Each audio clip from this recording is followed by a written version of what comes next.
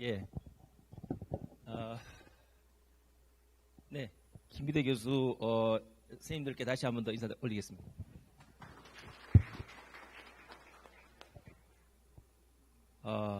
지난 8월 달에, 혁신융합교육 발표가 전체교육에서 발표가 했는데, 그때는 융합교육의 필요성, 그리고 기대 효과를 중심으로 말씀드렸습니다. 약속드린 대로 오늘은 전체 콘텐츠 융합교육, 그러니까 TF에서 도출한 혁신융합교육의 구체적인 내용을 발표드리도록 하겠습니다. 아마 전달해야 될 내용이 굉장히 많기 때문에 최선을 다해서 발표드리겠고요. 발표 끝나고 난 다음에 1시간 내에서 우리가 남는 시간에 질의응답 시간 가지도록 하겠습니다.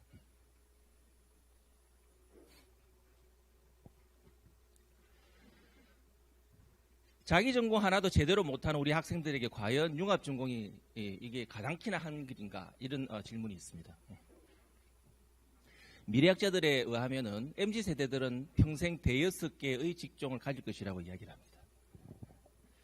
자격증 취득이 가장 큰 목적인 일부 학과를 제외하고는 대부분의 학과에서는 다양한 직종을 열 수 있는 마스터기 교육이 필요하다. 무엇보다도 학과를 대충 정한 이런 경향이 있는 우리 학생들에게 새로운 목표를 발견할 수 있도록 도와줘야 된다는 겁니다. 과연 우리 학생들이 어렵게 느껴지는 이런 융합교육을 해나갈 수 있을까요? 지난번에 말씀드린 바와 같이 우리 대학의 융합교육의 목적은 대단한 새로운 분야를 만드는 것이 아니라 여러 가지 분야에 대해서 두루두루 지식을 갖추어서 다양한 도전을 할 수 있는 사람으로 만드는 것입니다. 그래서 시스템을 잘 갖추어 놓으면 우리 학생들이 그 길을 따라서 충분히 잘 따라갈 수 있을 것입니다. 다시 말씀드려서 그 길을 따라서 충분히 우리 학생들이 따라갈 수 있도록 융합교육 시스템을 마련하기 위해서 최선을 다했습니다. 수년 전에 융합 모듈 교육을 처음 시행할 때 그때 경험했던 그 혼란과 불신을 또 하라고요? 시행착오 경험을 바탕으로 해서 많은 문제적인 요소를 제거했고요. 또 제도를 보완했습니다.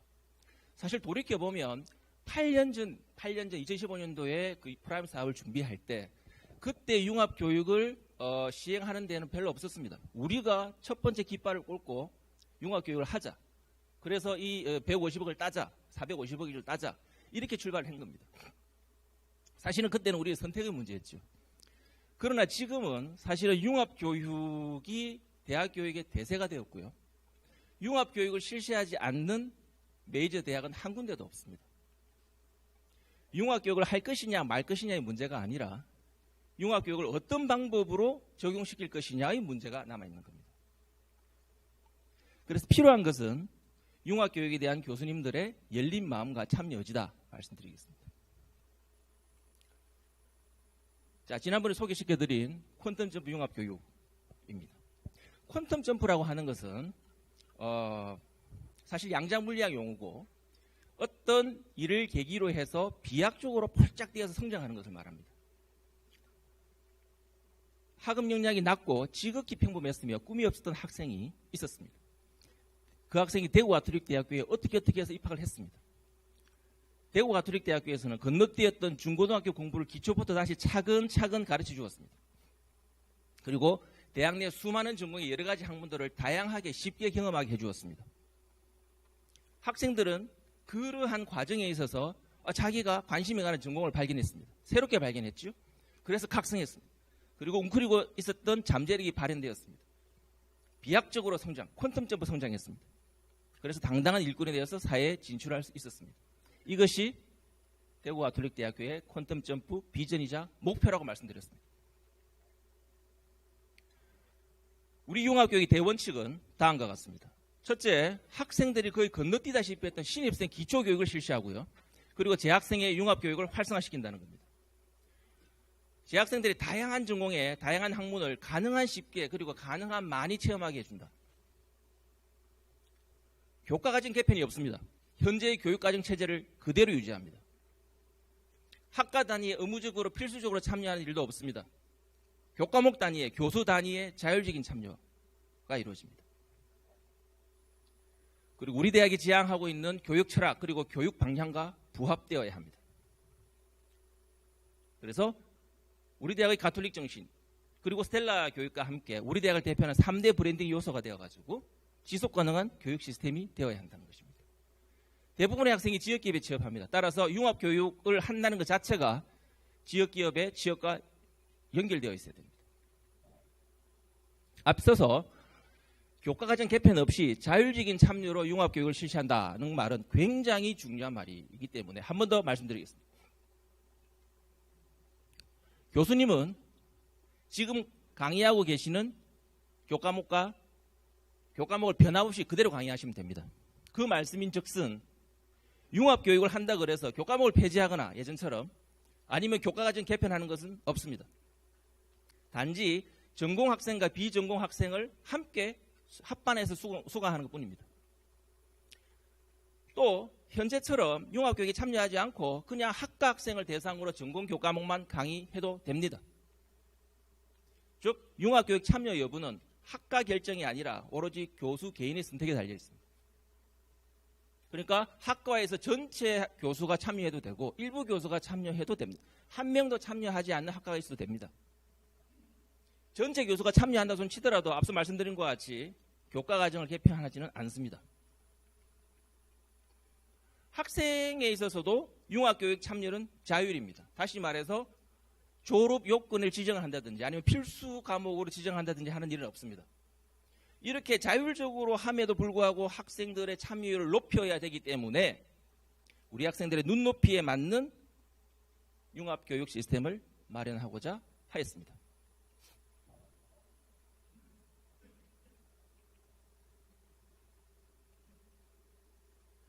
우리 대학이 지금 퀀텀 점프 융합 교육을 도입하려고 하는 이유는 너무너무나 지쳐있는 선생님들을 더 힘들게 하려고 하는 이유가 아닙니다. 우리 대학에 닥쳐온 정말로 급박한 현실적인 위기를 슬기롭게 극복하기 위한 것입니다. 퀀텀 점프 융합 교육 시스템은 특정 정부 사업을 신청하기 위해서 자기적으로 만들고 그럴싸하게 만든 것이 아닙니다. 그래서 우리가 필요에 의해서 우리 대학에 나아가야 할 교육 방향을 새롭게 설정하는 것입니다. 눈앞에 보이는 국책사업 수주 이것이 목적이 아니기 때문에 일사불란하게 움직일 필요가 없습니다. 단지 우리가 할 수 있는 만큼 목표를 정하고 대신에 조금 긴 호흡으로 그리고 그러나 간절한 마음으로 한 걸음씩 실천해 나가면 되겠습니다. 선생님들과 운명을 함께하고 있는 우리 구성원들이 더 좋은 대구 가톨릭 대학을 만들기 위해서 최선을 다했습니다. 그러니 비판하기보다는 먼저 응원하는 마음으로 융합교육을 함께 완성해 나갔으면 좋겠습니다.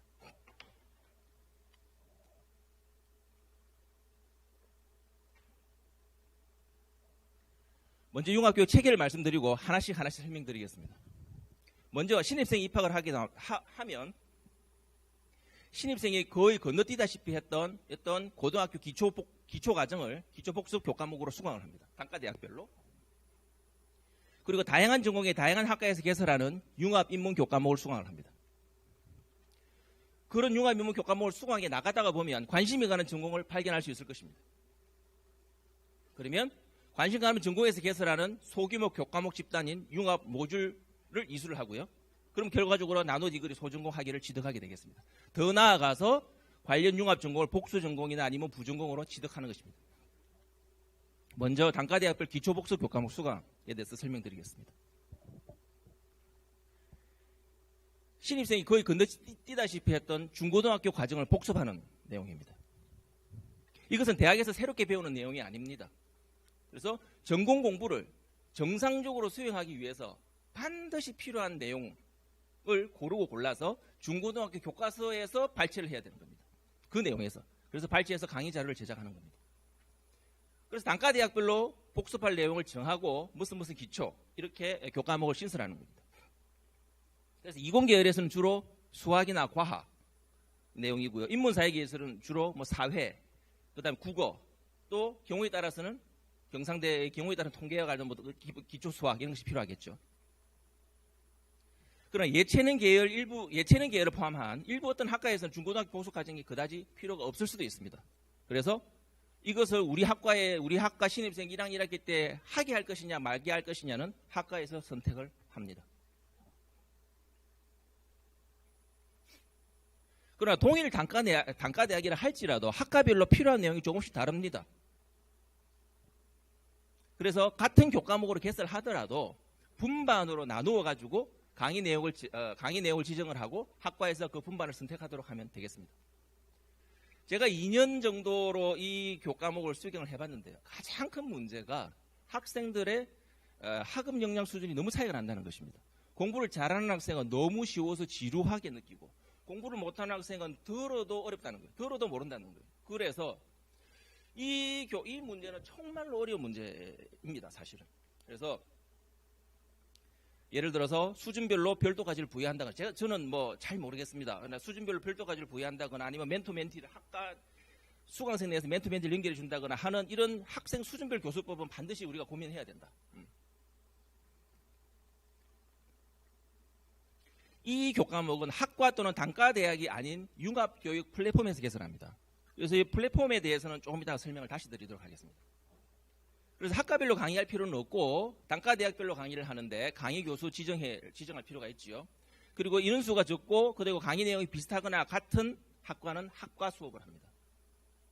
교과목 이수 단위는 3학점으로 하는데 이론 2시간, 그 다음에 연습 시간 내지는 실습 시간 2시간으로 이루어집니다. 전공 선택 과목으로 지정하되 1학년 1학기 과목으로 선택하니까 사실은 뭐 학생들이 대부분 이제 수강을 할 수 있도록 하겠죠. 그리고 이미 동일 과목을 개설한 학과는 기존 과목을 다른 과목으로 변경합니다. 자, 기초 복수 교과목을 수강하고 나면 두 번째 단계, 다양한 전공의 융합 인문 교과목을 수강합니다. 학생들은 우리 학교에서 개설한 수많은 전공에 그래서 개설하는 융합 모듈과 융합 전공을 이수하기 위한 융합 모듈과 전공은 또 뒤에 다시 또 설명을 해야 되겠네요. 그거를 이수하기 위한 준비 단계로 사실은 어떤 전공이 있고 어떤 학과가 있고 하는 탐색 과정이 필요합니다. 그래서 각각의 전공을 소개하는 무슨 융합 인문이라는 교과목을 개설합니다. 이것은 학과 이름이 될 수도 있고 학과를 대표하는 어떤 용어가 될 수도 있습니다. 예를 들어서 미래자동차 융합 인문도 될 수도 있고 헬스케어 융합 인문 이렇게도 될 수도 있습니다. 이것은 융합교육에 참여하고자 하는 교수가 있는 학과, 융합교육에 참여하고자 있는 교수가 하나도 없으면 이 교과목 개설할 수 없습니다. 그러니까 융합교육에 참여하고자 하는 교수가 있는 학과 단위로 개설합니다. 한 개씩. 그리고 융합교육 플랫폼에서 개설합니다. 이것은 다른 학과 그리고 비전공 학생만 수강이 가능하겠죠. 당연히. 그리고 이해하기 쉬운 내용으로 구성되어야 된다. 예를 들어서 개설하고 있는 융합 모듈이 어떤 내용이 있고 어떻게 구성되어 있고 그 다음에 이 모듈 조합으로 구성 가능한 융합 전공은 무엇이고 이 각각의 전공의 진로는 어떻게 되고 그 다음에 각 융합 교과목의 내용을 요약을 해준다거나 아니면은 전공의 핵심 내용을 하나씩 설명해 주는 내용이 되겠죠. 그래서 이 교수 한 사람이 책임지고 강의를 해도 되고 아니면 조금 부담스러우면은 학과 교수님들 윤곽도 가능하다.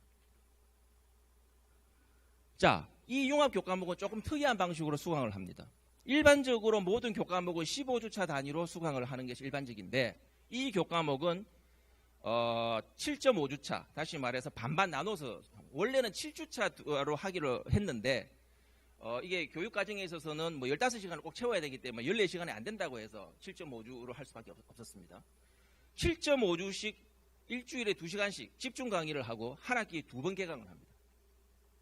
수강 신청 기간은 2월 8일로 일반 과목과 동일하되 1학점 교과목, 재학생 수강범을 굉장히 이제 최소화시켜 주는 것이죠. 1학점으로. 그래서 학생들은 흥미가 있는 타 전공을 이렇게 들을 만한 것을 이렇게 수강 구름 위에 집어넣어서 수강을 하는 것입니다.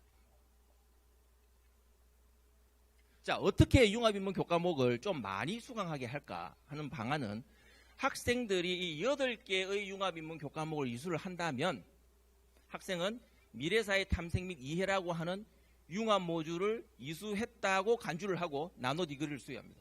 여기서 다시 또 융합 모듈과 나노 디그리가 먼저 나왔는데 추후 다시 설명을 드리도록 하겠습니다. 자, 7.5주 말씀드린 바와 같이 1학점이니까 수강 부담이 적죠. 그 다음에 이것을 패스페일로 할까 이런 이야기도 있었습니다만은 학점 제한 비율을 원래 A 40%, B 80% 되는 것은 이 교과목은 A 50%, B 100% 그러니까 좀 학점 잘 주는 교과목이 되는 것이죠. 그리고 수강 제한 학점이 학생들이 17학점으로 걸려 있습니다. 근데 이 과목에 한해서는 포함되지 않습니다. 그래서 4학점까지 무작위로 더 들을 수 있다. 4학점까지 더 들을 수 있다는 것은 한 학기에 4개의 전공까지 탐색이 가능하다는 겁니다. 자, 지금 현재 스텔라 시스템은 수강 신청 학점이 많으면 많을수록 스텔라를 많이 받게 되어 있습니다. 그렇기 때문에 이 학생은 많이 4학점까지 더 21학점을 듣게 되면 스텔라를 더 많이 받게 되고 이러면 장학금 수에 굉장히 유리하게 되겠죠. 자율전공 학부 학생들을 기준으로 보게 된다고 하면 1학년 동안 1학기에 4과목, 2학기에 4과목, 8개의 전공을 탐색할 수 있는 효과가 있습니다. 그리고 특정 요일 시간대, 예를 들어서 월요일, 일요일, 금요일, 월요일, 이거는 정해진 건 아닙니다. 이렇게 이제 이 교과목을 지정해 놓으면 다른 이제 전공 과목이 좀 피하게 되겠죠. 그래서 시간표 작성에 용이하다. 주로 수강해야 되는 대상은 이상적으로는 사실은 자신이 도전할 만한 이 융합 모듈 탐색하기 위해서 미리 보는 것이 이상적입니다만, 저학년이 수강하는 것이 이상적입니다만은 현실적으로는 사실 고학년들을 보게 되면 교수님 제가 들을 교과목이 없어요. 뭐 이런 친구들이 굉장히 많습니다. 이런 친구들 굉장히 많이 들을 거라고 생각합니다. 학점 채우기, 다른 공부를 또 탐색하기 위해서 이게 듣는 게 많을 거라고 생각합니다. 저는 개인적으로는 고학년 수강생이 융합인문 교과목을 많이 듣는 것은 굉장히 저는 긍정적이라고 생각합니다. 자, 융합교육 플랫폼에 대해서 말씀드리도록 하겠습니다.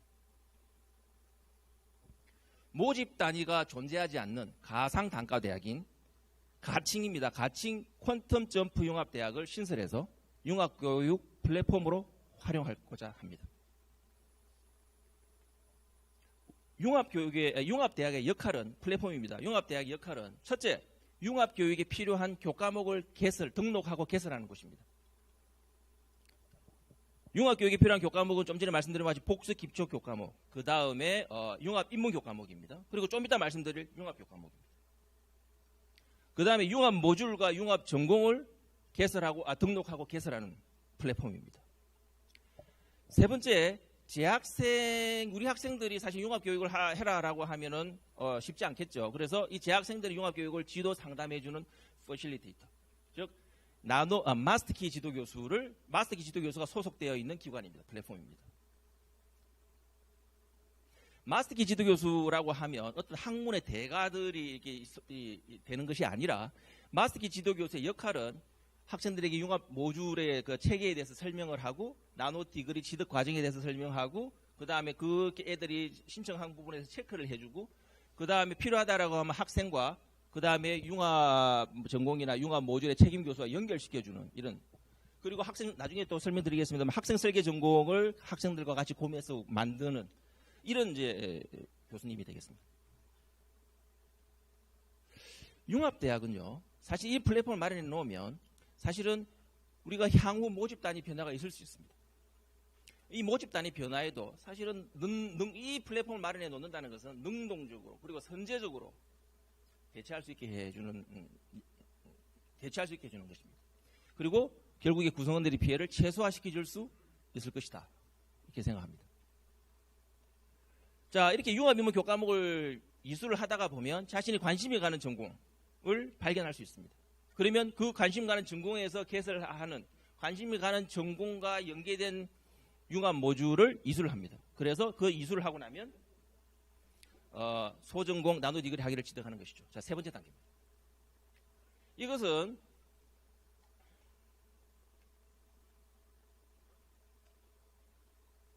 기존 융합교육 정책의 교육 과정과 지금 현재의 퀀텀 점프 융합교육 전략을 비교하면서 설명드리도록 하겠습니다. 전에는 교수님 잘 기억하시겠습니다만은 기존 교과목을 폐지하고 그 다음에 융합 과목을 신설해야 했습니다. 그러나 지금은 기존 교육 과정이 그대로 유지됩니다.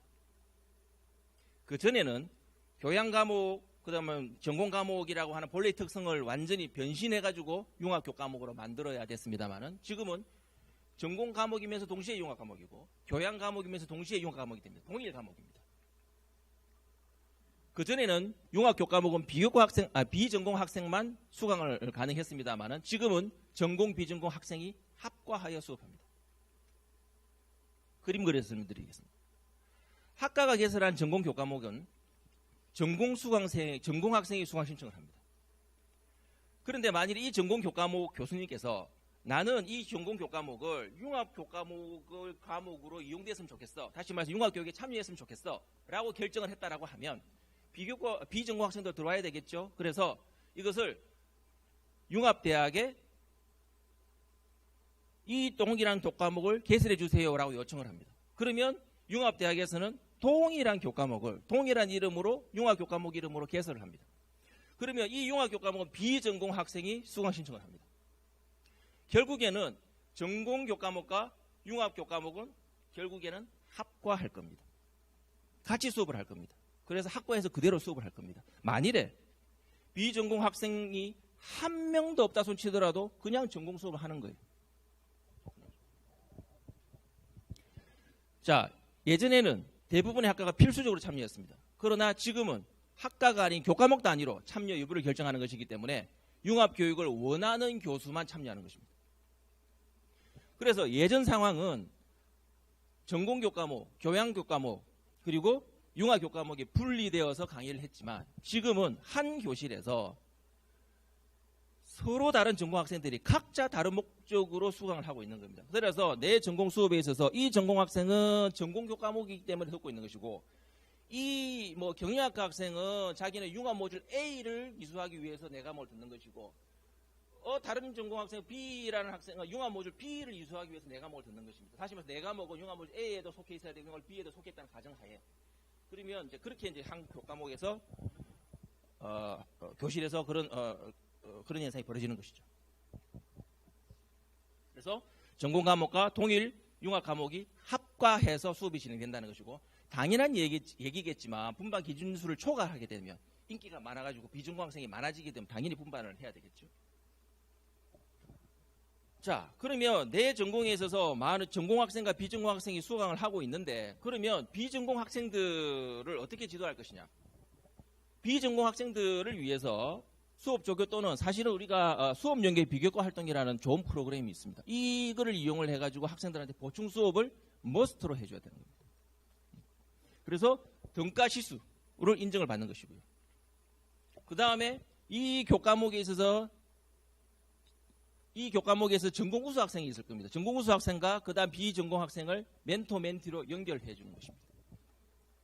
그래서 비교과 활동을 병행하는 것입니다. 그럼 멘토 학생들은 스텔라를 수여하는 것이죠. 그 다음에 평가를 하는 데 있어서는 전공 학생과 비전공 학생은 분리평가를 합니다. 지금도 우리 분리평가 제도가 있지 않습니까? 저는 분리평가 자체가 비전공 학생들한테 유리하다고 생각했는데 어떤 다른 글로벌 비즈니스 선생님이 아니다. 내 수업은 이공계 애들이 와가지고 A 다 가져간다. 이렇게 이야기를 하시더라고요. 그래서 분리평가도 해보고 통합평가도 해보고 둘 중에 비전공 학생들한테는 더 우수한 걸 준다. 더 우수한 걸 준다. 요 정도로 하게 되면 비전공 학생들이 할만하다. 가면 보충 수업도 해주고 학생들 멘토도 지정해주고 분리평가도 해주니까 타 전공에 있는 것을 크게 어려움 없이 한번 도전해본 적 하다 이런 생각할 수 있을 것입니다. 융합교육 진행 방식을 요약을 하게 되면 이렇습니다. 교수님들은 전공 수업을 동일하게 똑같이 진행하시면 됩니다. 다만 비전공 학생이 수강 신청을 했다라고 하면 보충 수업, 멘토 지정, 분리평가 같은 그런 수고스러움이 더 플러스가 되는 겁니다. 학생들도 전공 수업은 전혀 변함이 없습니다. 그러나 비전공 학생 같은 경우에는 융합 전공을 수강하기 비전공 학생 같은 경우에는 같은 교실에서 전공 학생과 같이 수업을 받으면서 대신에 보충 수업 지도받고 멘토 지도받고 분리평가를 받는 것이죠. 융합 과목은 전혀 새로운 과목이 아닙니다. 그래서 기존 과목과 동일한 과목입니다. 그렇기 때문에 과목 개설하고 운영하는 데 있어서 추가 소요 비용이 전혀 없습니다.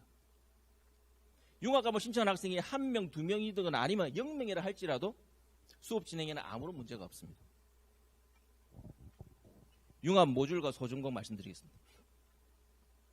융합 모듈이라고 하는 것은 공통된 교육 목표를 가진 소규모 교과목 집단을 이야기를 합니다.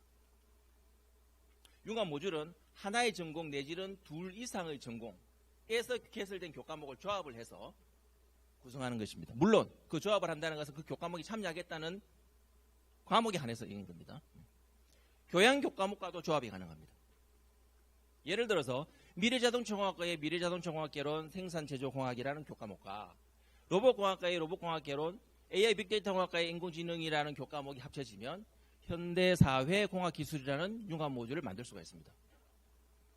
이러한 융합 모듈을 이수한 경우에는 나노디그리라고 하는 소전공 학위를 수여합니다. 따라서 융합 모듈 교과목을 구성한다는 것은 나노디그리 소전공 교육과정을 구성한다는 것이고, 융합 모듈을 이수한다는 것은 나노디그리 학위를 취득한다는 것이고, 융합 모듈의 명칭은 나노디그리 학위 명칭과 동일한 것입니다. 자, 융합 모듈을 구성할 때 단계가 있습니다. 그래서 우리가 그 전에 사업에 했던 여러 가지 사업에 있어서 단계가 무슨 뭐 공통, 기초, 심화 뭐 이런 식으로 다양한 단계가 있었습니다만은, 우리는 퀀텀 점프 융합 교육을 하기 때문에 퀀텀 점프 융합 교육의 특성에 맞게끔 점프, 즉 도약을 하기 위한 준비, 그리고 도약 단계, 그리고 도약 후의 비상 단계, 그래서 준비, 도약, 비상 이 세 단계로 구분합니다. 준비는 기초 수준으로 주로 1, 2학년 교과목이고요. 그 다음 도약은 중간 단계로 주로 2, 3학년 교과목이고요. 비상은 기업 실무 수준으로 주로 3, 4학년 실무 실습 교과목으로 이루어집니다. 융합 모듈을 구성하고 등록하는 절차를 말씀드리겠습니다. 교수가 교과목을 융합 교과목으로 등록할지 말지를 일단 선택을 하고요. 융합대학 플랫폼에 만일에 나는 해야 되겠다라고 하면 교과목 등록 카드를 작성을 해가지고 교과목을 등록을 합니다. 교과목 등록 카드라고 하는 것은 보시는 바와 같이 교과목명, 담당 교수, 개설 학기, 학점, 그리고 준비, 도약, 비상 중에 추천하는 단계, 그 다음에 한 줄 설명. 예를 들어서 생산제조공학, 제가 담당하는 과목인데 굉장히 좋은 과목입니다. 세상의 모든 제품이 만들어지는 과정, 내지는 부품 제작 공정, 이렇게 한 줄로 딱 설명하는 것이고요. 키워드, 왜냐하면 검색을 해야 되기 때문에 키워드들. 그 다음 주요 강의 내용도 많이 쓰면 안 되고요. 7개 이내로 탁탁탁탁 이렇게 하면 교과목의 내용을 한눈에 알 수 있게끔 딱 만들어지는 겁니다. 등록 카드를 가지고 다 등록을 하게 되면 이제 플랫폼 내에 등록되어 있는 다양한 교과목을 조합을 해볼 수가 있는 것입니다. 그래서 융합 모듈을 할 수 있을까? 요거 어떤 모듈을 할 수 있을까? 구성을 하고요. 자, 융합 모듈을 구성을 한다는 것인데요. 융합 모듈을 구성하는 데는 원칙이 있습니다. 융합 모듈을 구성하는 원칙은 일반적으로 융합 모듈은 결국 나노디그리인데, 다른 학기에 있어서는 나노디그리는 9학점 내지는 15 이렇게 딱딱 정해져 있는데, 저희는 8학점에서 12학점, 이수학점을 기준으로 아주 유연하게 구성할 수 있습니다. 자, 융합 모듈에 있어서 12학점 학점 수가 많아지면 아무래도 융합 모듈의 소단위 교육 과정의 완성도는 높아집니다. 그러나 모듈 이수 측면에 있어서는 당연히 어려워질 것입니다. 융합 모듈 단계별로 지정된 이수학점을 지정합니다. 그거를 이수를 하되 단계별로 교과목을 복수로 지정하든지 아니면은 교과목 풀로 지정한다. 이 조금 어려운 말이죠. 이렇습니다. 예를 들어서 융합 모듈, 첫 번째 융합 모듈 만들었는데, 예를 들어서 이 융합 모듈은 9학점, 즉 3학점, 그러니까 이 세 단계로서 3학점을 이수를 해야 되는데, 준비 단계에 있어서는 3학점 2과목이 복수로 지정되어 있었고요. 그 다음 비상 단계에 있어서는 3학점 3과목이 교과목 풀로 구성되어 있습니다. 그럼 이 3개 중에 1개 선택하고 2개 중에 1개 선택하는 겁니다. 도약 단계는 한 과목이 되어 있다는 것은 사실은 이 융합 전공의 필수 교과목이라는 건데요. 융합 모듈 측면에 있어서는 바람직하지 않습니다. 두 번째 융합 모듈 같은 경우에는 2학점짜리 교과목으로 다 구성되어 있는데요. 각 단계별로 교과목 풀이 구성되어 있죠. 그리고 4학점, 4학점, 2학점 이렇게 지정을 하는 것입니다. 그러니까 여기에서 2개를 선택하려 여기에서 이렇게 되는 것이죠. 자, 여기에서 각 모듈에서 속해 있는 이 교과목들이 새로운 모듈에 소속될 수도 있다는 것입니다. 새로운 모듈로. 그래서 하나의 교과목이 여러 개의 융합 모듈에 공통적으로 포함될 수도 있고, 동일 교과목이라고 할지라도 여기에서는 준비 단계인데 저기에서는 비상 단계, 도약 단계, 이렇게 모듈의 특성에 따라서 단계 변신이 가능하다. 그래서 융합 모듈 구성 가능성을 검토하고 난 다음에 이제 교수는 각각 융합 모듈의 담당 교수님들과 이거 될 것 같다라고 하면은 이제 미팅을 하고 그럼 이렇게 합시다. 그러면 융합 모듈 명칭은 어떻게 하고 이 모듈의 책임 교수는 누가 합시다. 이렇게 정하게 되는 것이죠. 그리고 나면 이 융합 모듈을 우리 개설을 하겠습니다라고 신청을 하는 것입니다. 그 등록 카드를 작성을 하고 신청을 하고요. 그리고 심사 후에 융합 모듈 등록을 확정을 하게 되면 융합 모듈 융합대학 플랫폼에 그것이 등록이 되는 것입니다. 여기서 융합 모듈 등록 카드라고 하는 것도 마찬가지입니다. 이런 식이죠. 예를 들어서 모듈명 나오고 모듈에 대한 한 줄 설명, 그 다음에 키워드, 지도교수, 이수 학점, 단계별로 이수 학점 체계, 그리고 교과목 풀 이렇게 구성되어 있습니다. 자, 학과 통합이나 모집 중지 이런 등으로 전공명이 사라진 경우가 있을 겁니다. 이럴 경우에 융합 모듈로 재탄생, 재구성이 가능합니다.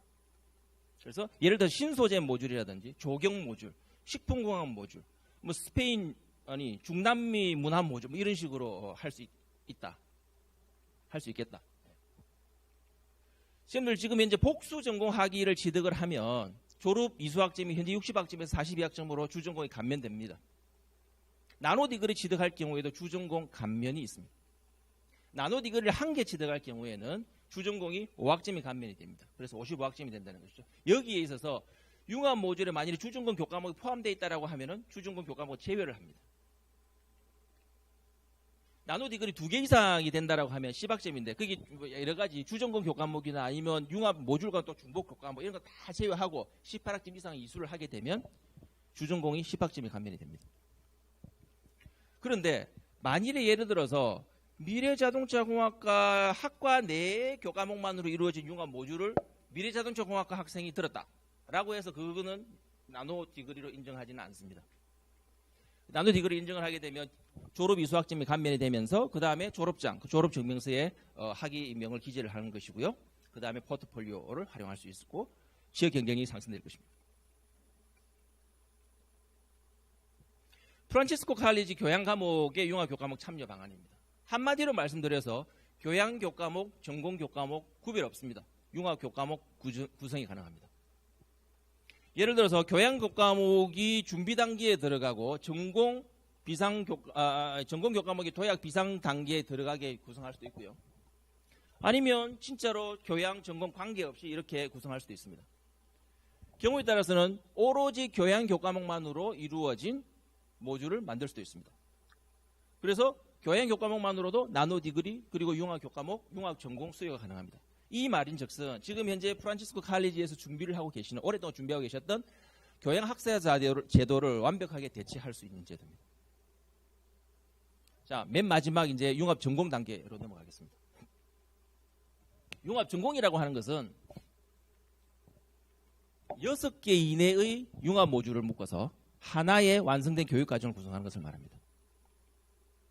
융합 전공은 주전공으로는 불가능합니다. 그래서 복수 전공이나 부전공으로 가능합니다. 융합 전공 이수 조건은 융합 전공 내에서 이렇게 많은 안쪽에 교과목 수로 따져본다 그러면 교과목 풀까지 따져본다 그러면 굉장히 많이 있을 겁니다. 그러나 모듈 수로 따져본다 그러면 딱 6개 이내, 5개, 경우에 따라서 4개도 가능하겠죠. 자, 이렇게 만들어 놓고 그 중에서 최소한 나노 디그리 2개는 완전히 이수를 해야 되는 것입니다. 그렇지 않고 여기 이렇게 해서 나노 디그리 2개는 이수를 하고 그 다음에 이 융합 전공 내에 포함되어 있는 교과목 중에서 이제 나노 디그리 2개 모듈을 포함해서 총 39학점을 이수를 하게 되면 복수 전공을 주는 것이고 21학점 이상을 이수하게 되면 부전공을 주는 것입니다. 하나의 교과목이 여러 개의 융합 모듈에 포함될 수 있듯이 하나의 융합 모듈이 여러 개의 융합 전공에 포함될 수 있습니다.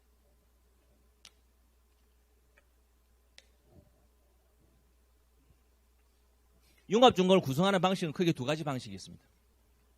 첫째, 바텀업 방식은 뭐냐 그러면은 등록되어 있는 다양한 융합 모듈들을 교수님들이 조합을 해가지고 융합 전공을 만들어가는 방식입니다. 탑다운 방식은 뭐냐 그러면은 학교에서 이 전공이 포함될 것 같아. 아니면 이 전공을 만들어야지 무슨 사업에 뭐 신청할 수 있을 것 같아. 라든지. 그럼 전공을 먼저 만들고 그 다음에 그 전공을 포함할 수 있는 융합 모듈을 이제 구성해 나가는 방식이 되겠습니다.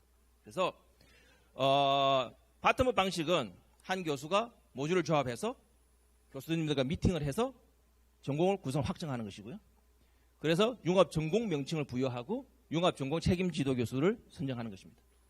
그리고 신청해서 확정하는 거고 등록하는 것입니다.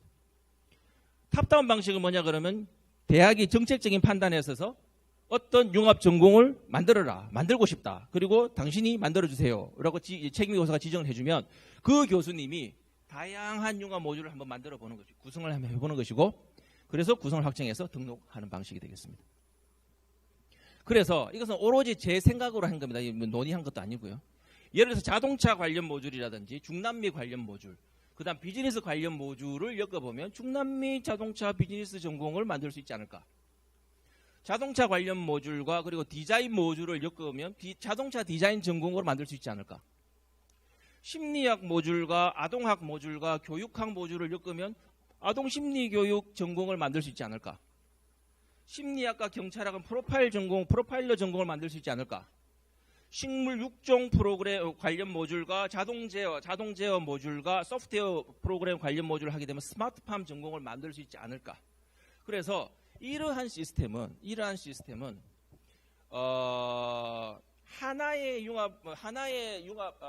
다양한 교과목을 조합을 해서 다양한 모듈을 만들 수 있고, 수없이 많은 모듈을 또 조합을 해서 또 수없이 많은 전공을 아무런 추가 소요 비용 없이 만들 수 있다는 장점이 있습니다.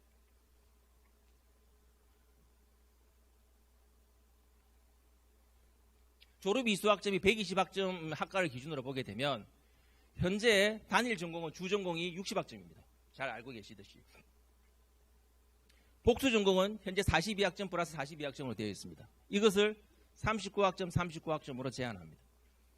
지금 현재 많은 대학들이 융합교육, 복수전공 이런 것을 활성화시키기 위해서 점점 줄이는 추세입니다. 33까지도 줄이는 추세의 학과도 있습니다. 부전공은 지금 현재 60 플러스 21인데 이것을 50 플러스 21, 주전공 학점 10학점 감면을 제한합니다. 아까 말씀드린 바와 같이 나노 디그리 소전공을 받은 학생은 한 개는 5학점, 두 개는 10학점 감면. 물론 약간의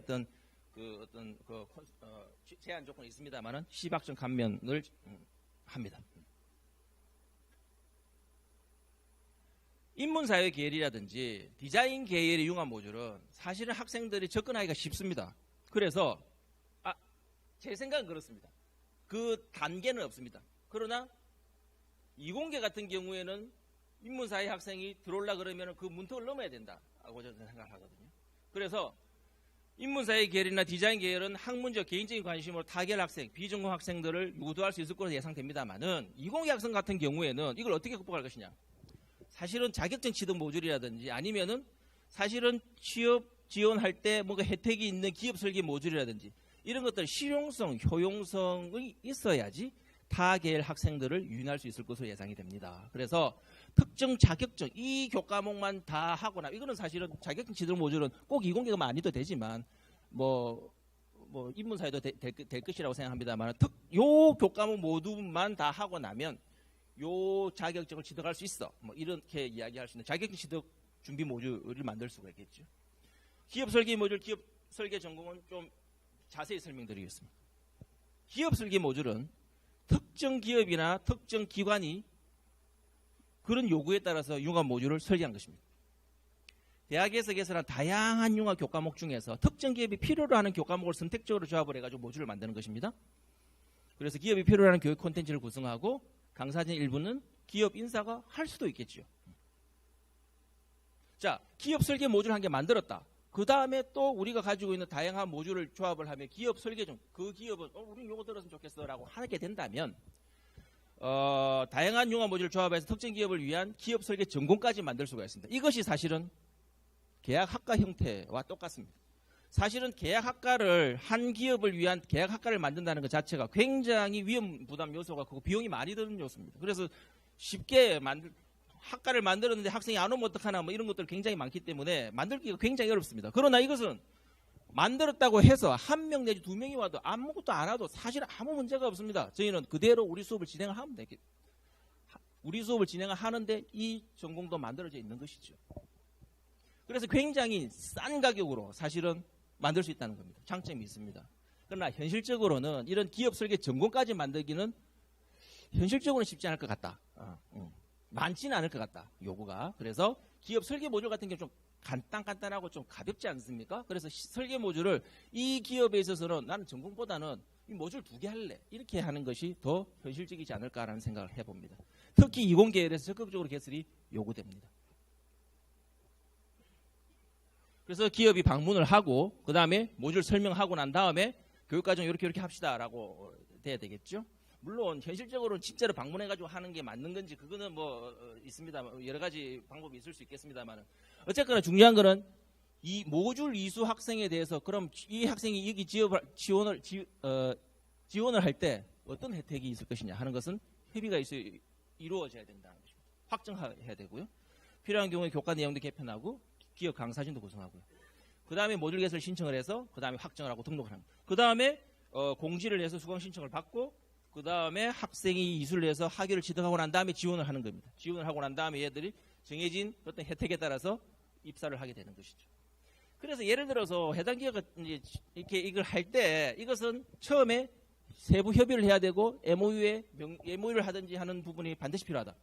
예를 들어서 뭐 한 개 모듈 이수를 하면은 뭐 바로 1차 서류 심사는 면제해준다. 바로 면제시키는 해준다라든지 아니면 2개를 모듈 하면 이거는 적어도 인턴은 내가 해줄게 보장해준다라든지 설계 전공까지 이수를 하면 바로 정식적으로 한다든지 뭐 이런 내용을 하는 것이죠. 이런 기대 효과는 추가 비용 없이 계약학과 형태의 지역기업 맞춤형 전공이 개설이 가능하다는 겁니다.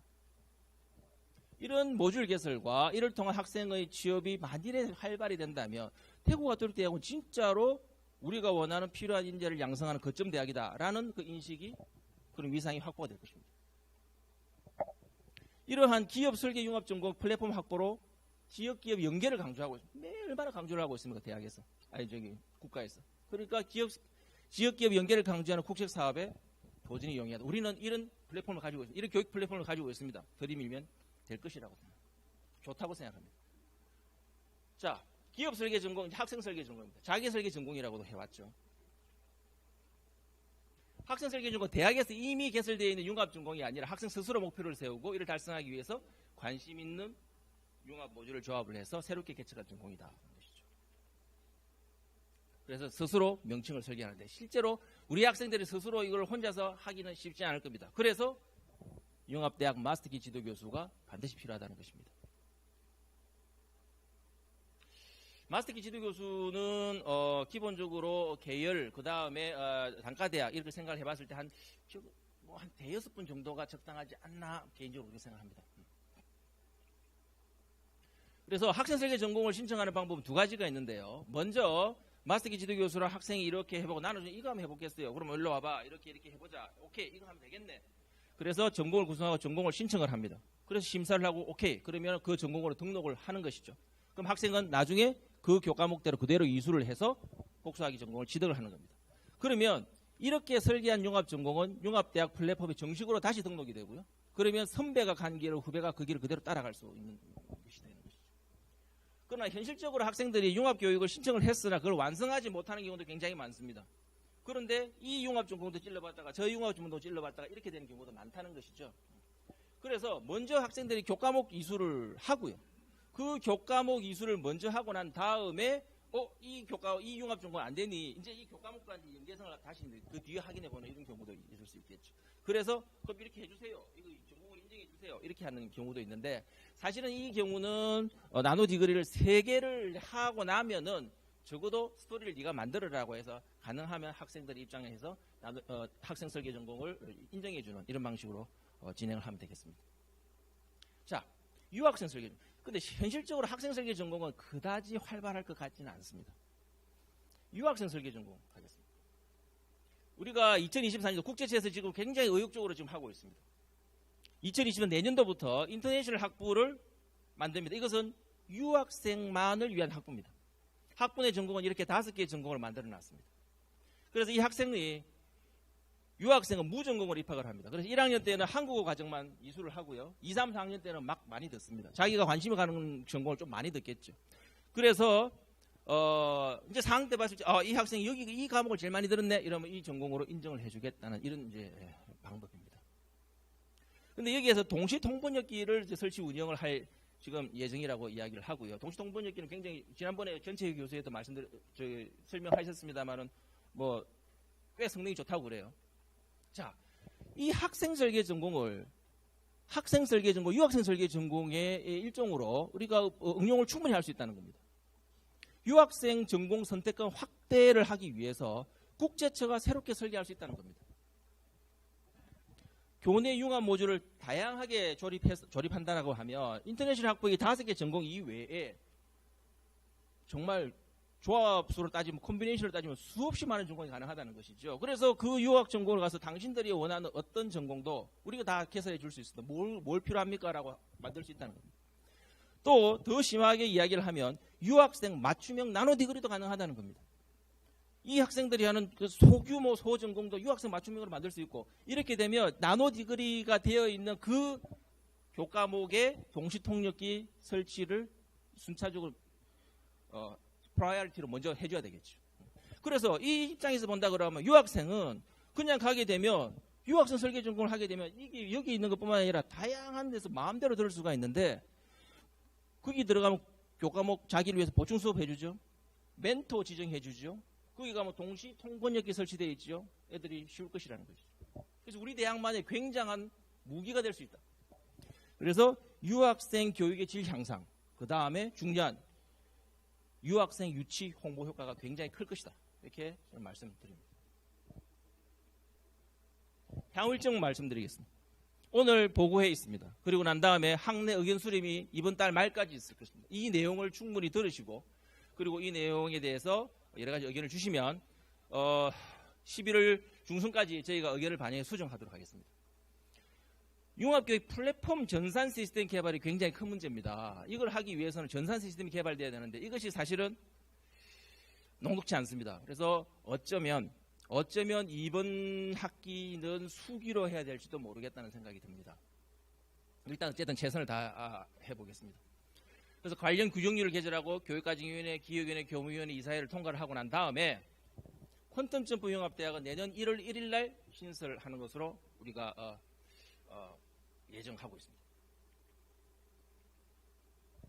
그래서 다음 달에 융합 교과목 등록하고, 그 다음에 융합 모듈 구성하고, 그 다음 융합 전공 구성하는 이런 스케줄이고요. 그 다음에 플랫폼 등록하는 스케줄입니다. 자, 신설 교과목 필요합니다. 아까 말씀드린 바와 같이 복수 기초, 단과대학별 복수 기초 교과목, 융합 인문 교과목, 신설 교과목 한 3달에 걸쳐가지고 개발을 하고요. 그 다음에 재학생 상대로 해서 콘텐츠 융합 교육에 대한 홍보 필요하고요. 우리가 빨리 한다라고 하면은 지금 현재 수시 등록 전에 보교생 대상에서 우리는 앞으로 콘텐츠 융합 교육을 실시한다. 이렇게 할 수 있다고 생각합니다. 홍보할 수 있다고 생각합니다. 보교생 대상으로. 그래서 교수님들께 협조드리는 요청 사항인데요. 첫째, 똑같은 말 다시 한번 더 말씀드리겠습니다. 10월 달까지 의견 제출해 주십시오. 그 다음에 복수 교과목 기초 단과대학 체험 복수 교과목을 개발해야 되는데요. 이렇게 하기 위해서 먼저 학과별로 우리는 필요해 안 필요해를 먼저 결정해야 됩니다. 그래서 필요하다라고 하면 그러면 우리는 필요하면 무슨 내용이 필요할까? 그걸 결정해야 됩니다. 그리고 우리는 그러면 이 내용이 필요합니다라고 이야기를 하고, 그건 단과대학 차원에서 이제 논의가 돼야 됩니다. 그러면 단과대학별로 분반별 책임 교수 지정해주고 그 책임 교수가 교과목을 개발하는 것이죠. 그 다음에 학과 차원에 있어서, 전공 차원에 있어서 융합 인문 교과목을 개발해야 됩니다. 그래서 각 전공 교과목 교수님께서 내가 이것을 융합교육에 참여할까 말까를 먼저 결정을 해야 되고요. 그렇게 참여하는 교수가 있는 전공 단위로 한 분이 융합 교과목 책임 교수로 지정이 되고, 그 다음 교과목을 개발해야 되겠죠. 그 다음에 융합대학 플랫폼에, 아니면 뭐 융합대학 플랫폼이 아직까지 개발되지 않았으면 융합교육 플랫폼, 어떤 플랫폼이 되든지, 아니면 뭐 어쩌면 메일로 수기가 되든지 교과목을 등록을 해야 될 것입니다. 그래서 교수별로 내가 이 교과목을 참여할지 말지를 결정을 해야 되고요. 그리고 자기 교과목을 전부 다 참여하겠다는, 뭐 그것도 되겠지만 생각을 해보시면 요거는 너무 독특하니까 융합 모듈보다는 좀 빼고 요 과목만 해야 되겠다, 이렇게 할 수도 있겠죠. 아마 그게 더 일반적이지 않을까 생각합니다. 그리고 프란치스코 칼레지 인성교육은 개설 교과목도 다 포함입니다. 그래서 교과목 등록 카드를 작성하고 플랫폼에 등록을 합니다. 그러면 등록된 플랫폼을 조합을 해가지고 융합 모듈을 이제 구성을 이제 해 나가는 것입니다. 아까 전에 말씀드린 그 프로세스로. 그리고 난 다음에 또 등록된 모듈을 또 바탕으로 해서 융합 전공을 또 구성해 나가는 것입니다. 그리고 이때 기업 설계 모듈, 기업 설계 전공을 구성하면은 금상첨화가 되겠습니다. 아까 말씀드린 바와 같이 융합교육 지도 상담을 위한 마스터키 지도 교수가 필요합니다. 한 5분 정도가 필요할 거라고 저는 생각을 하는데요. 이분한테는 학과장에 준한 책임 실수 감면 그리고 보조 수당이 지급될 것입니다. 교수님께서 융합교육에 참여하기로 결정하셨다라고 하면, 이 교과목이 참여하기로 결정하셨다라고 하면, 사실은 비전공 학생이 들어오기 때문에 또 더미로 이렇게 하는 수고설이 발생합니다. 보충 수업도 해줘야 되고. 그렇지만 융합교육을 위해 나가는 학생이 있다면 참여함으로써 들어오는 학생도 있다. 이렇게 말씀드릴 수 있겠습니다. 교수님들이 융합교육의 참여율이 높아지면 사실은 풍부한 융합교육 콘텐츠가 확보될 것입니다.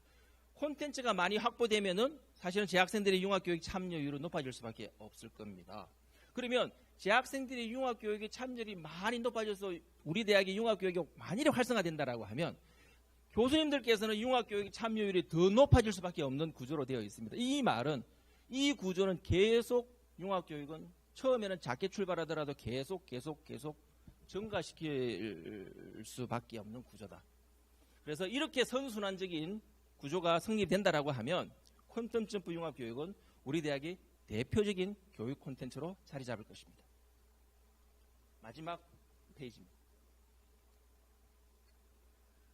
대학에서 융합교육은 이제 선택의 문제가 아닙니다. 필수가 되었습니다. 어떻게 효율적으로 실행시키느냐의 문제입니다. 콘텐츠 융합교육 시스템은 다른 대학을 모방해서 만든 제도가 아닙니다. 우리 대학의 특성에 맞게끔 우리 대학만의 고유한 방식으로 융합교육 방식을 만드는 겁니다. 그래서 우리 대학 학생들도 충분히 기초교육부터 시작해서 충분히 융합교육까지 수월하게 진행할 수가 있습니다. 우리는 지역의 중위권 학생들에게 우리 대학의 콘텐츠 융합교육이 정말로 꼭 필요하다고 진심으로 말할 수 있습니다. 그래서 품격 있는 입시 홍보가 가능해질 것입니다. 목표 대상은 현재로는 현실적으로 중하위권 대를 포커스로 할 수밖에 없을 겁니다. 점차 활성화되면 될수록 중위권, 중상위권으로 높아질 것이라고 생각합니다. 콘텐츠 융합교육을 우리 대학 교육의 체질을 바꾸고 우리 대학의 진짜로 가진 장점이 얼마나 많습니까? 이런 참모습을 진솔하게 보여준다면 오래지 않아서 대구가톨릭대학교는 분명 더 좋은 대학으로 인정받을 거라고 확신합니다. 긴 시간 경청해 주셔서 고맙습니다.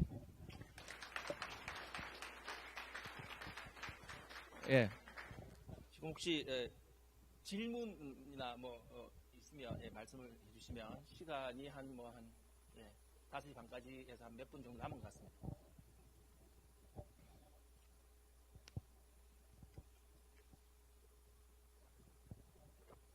보통 질문 잘 안 하시죠? 예.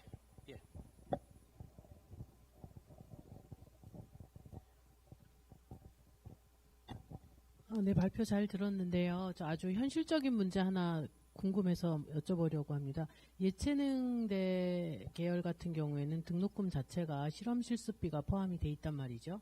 그런데 이제 비전공 학생들이 들어오면 같이 교육을 난이도를 좀 낮춰서 같이 교육을 한다고 해도 그 실험 실습 비용을 다 사용을 하는데 그 공정성 문제를 학생들이 이전에도 한두 명이 들어왔을 때 제기를 하더라고요. 그러니까 우리의 기자재를 그 친구들이 쓰는 것에 대해서 그러면은 학교에서 교비나 이런 데서 아니면은 우리 캡스톤 비용처럼 그렇게 신청을 하는 학생들에 대해서 어떤 좀 현실적인 지원이 있을 수 있는 부분이 있을까요? 그건 제가 답할 사항은 아닌 것 같은데 그 부분에 대해서 우리가 고민을 많이 했습니다. 사실은 제가 책임지고 답할 수 있는 사항은 아니고요. 제일 큰 고민은 이거였습니다. 융합이면 사실은 지금 인문사회 학생들의 등록금은 300만 원 수준이고요. 공대는 400만 원 수준이고 예체능이 500만 원 수준입니다.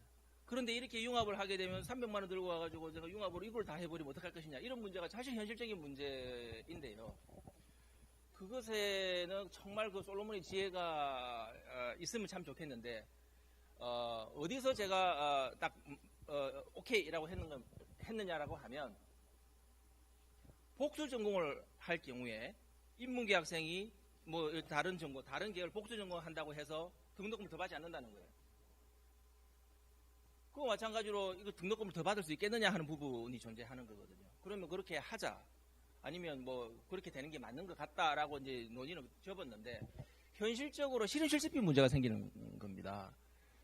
여기에 예를 들어서 특히 이제 그 디자인 계열이나 뭐 이런 쪽은 실험 실습비 굉장히 많이 든다는 것이죠. 그렇게 됐을 때 실험 실습비를 그럼 학생 수에 만큼 해줘야 되는 것이 아니냐. 저 개인적으로는 그렇게 해줘야 된다고 생각을 합니다. 이 부분에 있어서는 우리 기획처장님 오셨고요. 이런 부분에 대해서 아마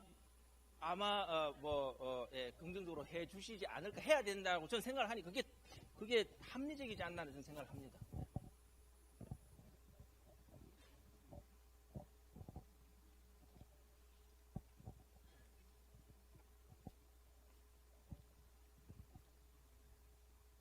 예, 저기.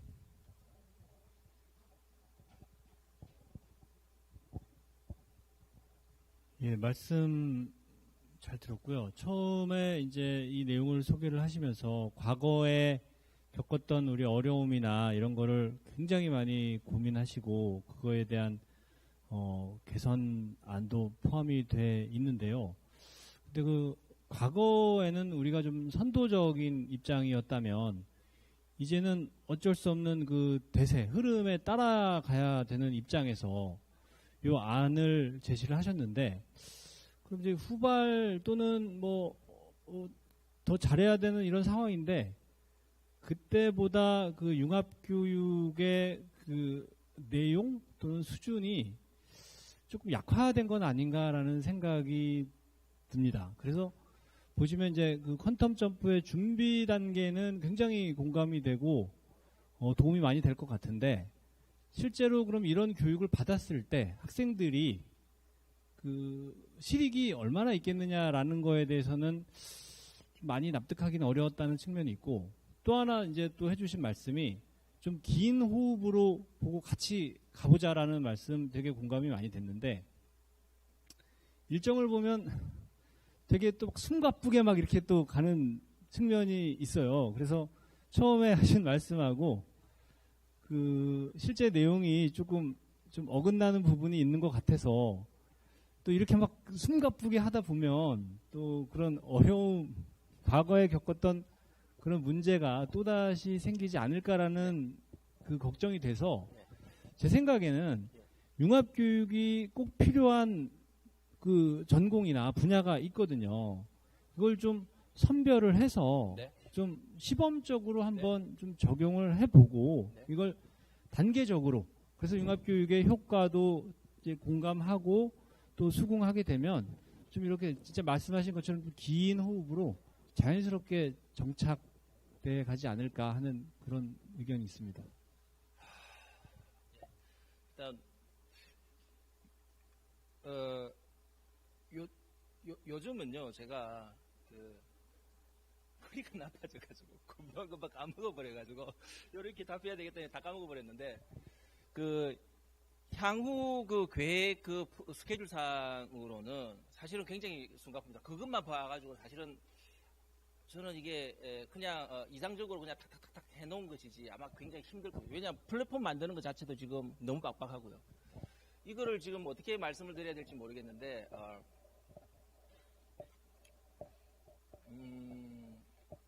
어쩌면 지금 우리가 그 새로운 융합교육 과목, 기초교육 과목하고 그 다음에 융합인문교육 과목은 큰 어려움 없이 내년 3월에 아무 문제 없이 진행이 될 겁니다.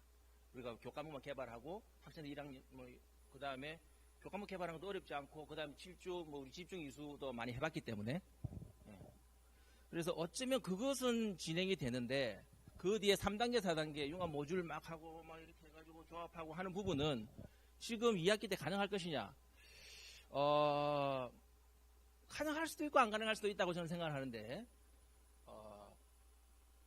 현실적으로 보면 이렇게 바텀라인이라 그러죠. 저희가 생각하는 바텀라인은 뭐냐 그러면, 우리가 융합 모듈이나 융합 그 전공을 구성할 때 탑다운 방식이고, 아까 전에 탑다운 방식이 있고 바텀업 방식이 있다고 했지 않습니까? 바텀업 방식, 융합 모듈 등록되어 있는 이걸 가지고 융합 구성하는, 이런 자연스럽게 구성하는 부분은 힘들 수도 있겠다.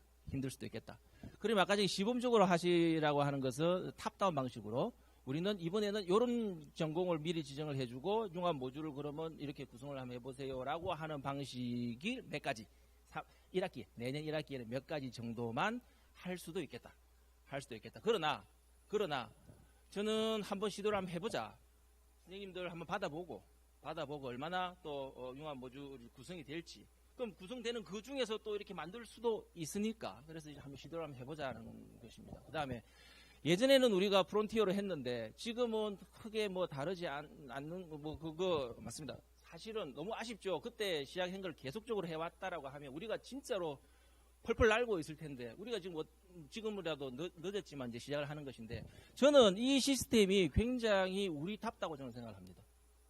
우리답다고 생각합니다. 무슨 말이냐 그러면 지금 다른 시스템이 있어서 지금 우리가 가장 큰 특징은 뭐냐 그러면 전공 교육 과정을 전혀 그리고 교양 교육과정 틀을 이제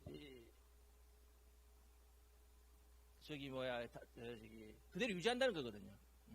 그래서 다른 대학을 이렇게 보게 되면 이렇게 유지하면서 이렇게 하지는 않는 것 같아요. 그리고 그러면 한 전공에서 어려운 전공에서 비전공 전공 학생들을 위해서 우리는 그러면 비전공 학생들을 위해서 우리 스텔라 있지 않습니까? 돈가시수 그다음에 비교과 보충 수업 그 다음에 멘토 멘티 스텔라 이런 방식으로 학생들을 지도해 준다. 이것도 우리 스텔라 교육과 잘 버무려져 있는 것들이거든요. 그래서 이것들이 굉장히 다른 대학을 보게 되면 그냥 우리가 생각할 수 있는 그냥 융합인 거예요. 소위 말해서 연계전공 같은 이런 교과목 막 만들어 놓거든요. 우리 그게 아닌 거예요. 그래서 우리만의 학생들의 어떤 기초교육부터 시작해가지고 하는 것은 독특성이 있다. 그리고 이것이 아까 말씀드린 바와 좀 긴 호흡으로라고 말씀을 드린 이유는 처음에 그 스케줄은 굉장히 짧은 호흡입니다만 그건 아까 말씀드렸고요. 아까 전에 그 말씀드렸지만 교수님의 참여율이 처음에는 미미할다 할지라도 이것이 학생들이 교수님 참여율에 따라서 학생들이 융합교육이 콘텐츠가 확보되니까 학생들의 참여율이 결정되는 것이고 그런데 학생들의 참여율이 조금씩 많아지면 이것이 다시 교수님들이 참여를 안 할 수가 없는 구조거든요. 융합교육이 활성화된다고 하면 사실은 이게 엎드려 고드지만 우리 학생들 내가 배우는 학생이 다 갈 거 아니에요. 다 들으러 갈 거 아니에요. 나는 그러면 참여를 안 하고 있으면 안 되지 않습니까? 이렇게 자기도 많이 참여를 할 수밖에 없는 이런 구조. 많이 참여하면 또 더 풍성해지고 더 좋아지고 그렇게 되면 풍성하게 이거는 선순환 구조로 된다는 거예요. 그 시간이 꽤 걸릴 것이고 이 활성화되고 정말 그러면 기초 복습 과정부터 시작해가지고 융합인문 이렇게 단계별로 잘 되고 있네. 그러면 학생들이 진짜로 콘텐츠 점프 융합적으로 하네. 이것이 외부에 알려지기까지는 빨라야 3년일 것이다. 그래서 저는 성환기 총장님의 마지막 차 정도 되면 그때 입시 효과에는 분명히 나타날 것이다라고 저는 사실은 굉장히 믿고 있습니다. 그게 긴 호흡이라고 저는 생각합니다. 예.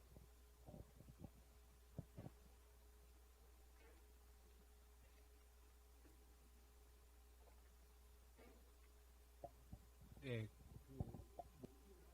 2015년도에 우리 김기대 교수님 기획수장하실 때 좀 진행하셨던 한번 과거가 생각이 나서 솔직히 말해서 그때 좀 일방적이고 좀 강압적인 그런 분위기로 학교에서 추진하는 게 없지 않아 있었다는 생각이 좀 들어서 좀 이렇게 미심쩍은 걱정이 없지 않아 있었는데 아까 발표하실 때 설명해 주신 것처럼 그때 8년 전과 지금의 융합 모듈의 차이가 어떤 것인지에 대해서 잘 설명해 주셨고 제가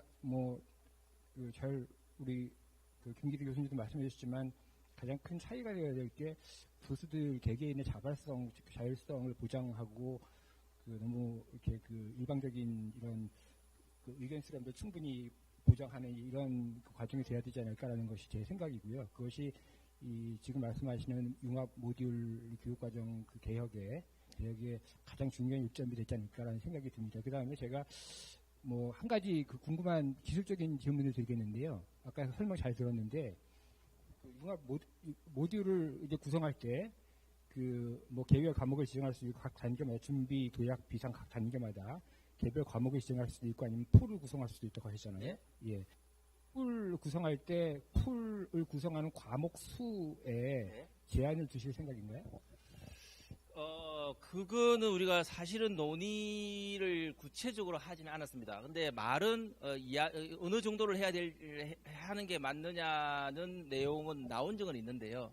저 개인적인 생각으로 너무 많으면 사실은 어떻게 보면 예를 들어서 8개, 9개 풀 중에 2개를 골라라 라고 하는 것은 사실은 그 융합 모듈을 어떻게 보면 좀 나누든지 융합 모듈을 나누어서 좀 이렇게 해야지 이것이 사실 어떤 구체성도 없는 어떻게 보면 좀 성의가 없는 융합 모듈이 아닌가 하는 생각이 좀 개인적으로 들 수밖에 없을 것 같아요.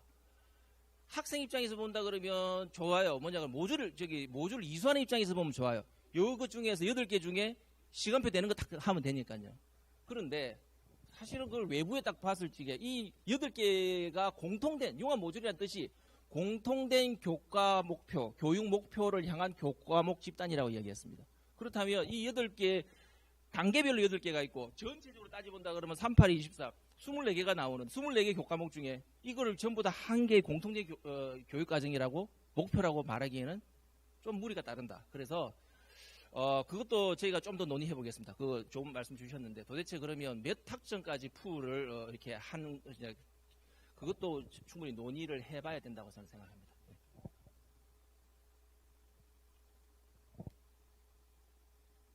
예. 그래요. 선생님 저기 지금 9시 5시 35분입니다. 그래서 이 내용은 아마도 전체적으로 공유가 되겠죠. 공유가 되고 그 다음에 뭐 적어도 PDF 파일 정도는 전체적으로 공유가 될 것이고 그래서 보시고 아마 영상도 공유가 될 거라고 저는 생각하는데 영상과 PDF 파일을 보시고 이번 아마 또 공문이 또 바로 내일부터 나가든지 어쨌든 이걸 의견에 대해서 충분히 이렇게 또 학과에서 또 고민해 보시고 또 주신다면 저희가 충분히 검토해서 더 좋은 안으로 만들어서 꼭 하여튼 우리 대학한테 꼭 필요한 좋은 융합 제도를 만들겠습니다. 고맙습니다.